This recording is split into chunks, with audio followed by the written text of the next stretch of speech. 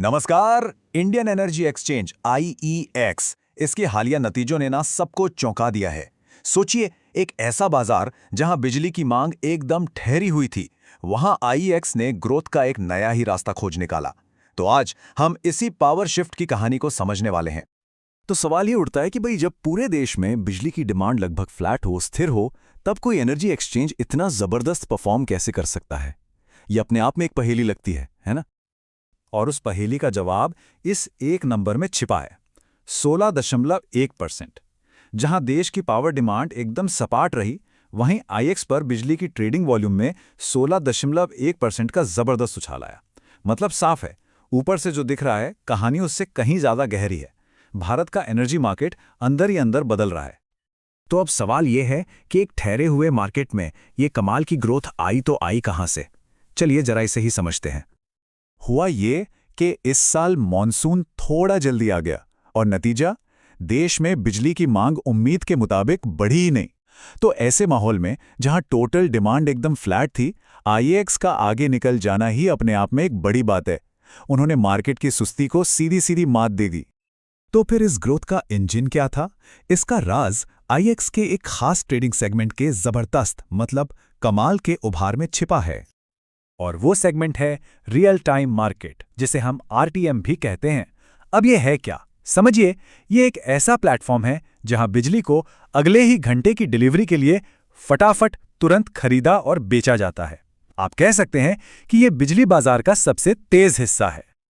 अच्छा, आप इन दोनों में फर्क समझना बहुत जरूरी है। देखिए, एक होता है डे अहेड मार्केट यानी DAM। ये वैसा ही है जैसे आप अगले दिन की जरूरत के लिए पहले से प्लानिंग करते हैं। मान लीजिए हफ्ते भर का राशन खरीद लिया। वहीं दूसरी तरफ है रियल टाइम मार्केट यानी RTM। ये है अचानक आई जरूरत को पूरा करने जैसा, जैसे आप कुछ भूल गए और झट से पास की दुकान से जाकर ले आए। एक है प्लानिंग, दूसरा है इंस्टेंट एक्शन। और यहीं पे एक ऐतिहासिक बदलाव हुआ।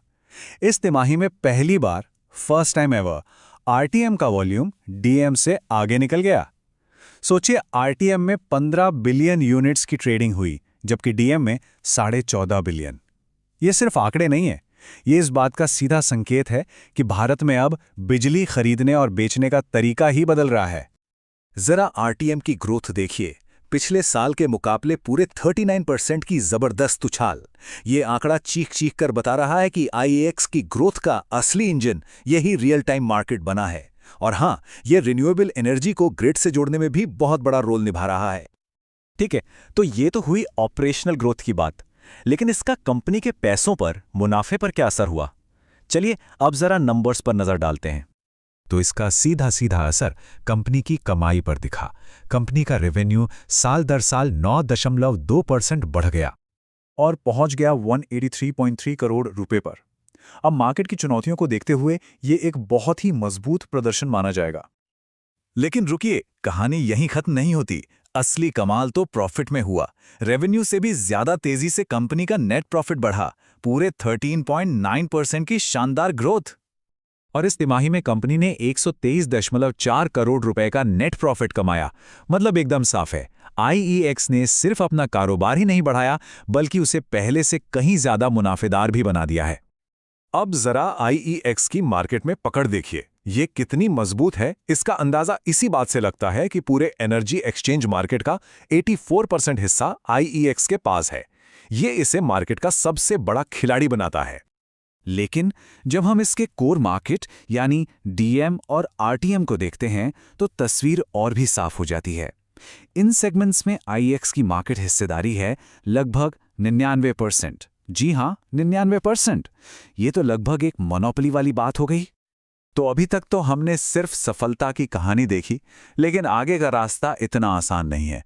चुनौतियां भी हैं, और सबसे बड़ी चुनौती है रेगुलेटरी यानी नियमों के मोर्चे पर। और यहां सबसे बड़ा मुद्दा है मार्केट कपलिंग। अब ये क्या चीज़ है? देखिए, आसान भाषा में समझते हैं। अभी IEX और दूसरे एक्सचेंज अपने अपने ऑर्डर अलग अलग मैच करते हैं, लेकिन कपलिंग के बाद सभी एक्सचेंजों के ऑर्डर एक सेंट्रल सिस्टम से मैच होंगे। इससे होगा ये कि सबको सबसे अच्छी कीमत मिलेगी।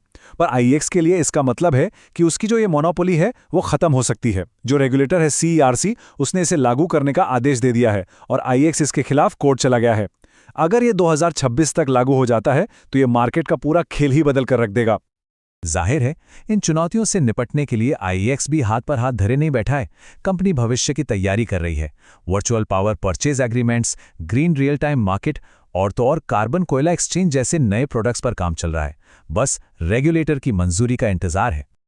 तो आखिर में सवाल यह है कि आईईएक्स के लिए भविष्य दिखता कैसा है? कंपनी का लॉन्ग टर्म विजन क्या है? देखिए, भविष्य को लेकर कंपनी का मैनेजमेंट सतर्क है, लेकिन उम्मीदों से भरा हुआ है। उनका भरोसा दो बड़ी चीजों पर टिका है। एक तो भारत में बिजली का बढ़ता इस्तेमाल और दूसरा रिन्यूएबल एनर्जी को ग्रिड में जोड़ने की बढ़ती जरूरत।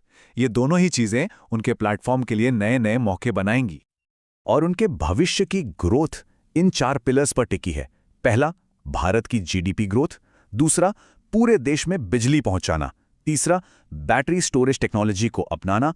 और चौथा, कार्बन और कोल एक्सचेंज जैसे नए बाजारों को लॉन्च करना।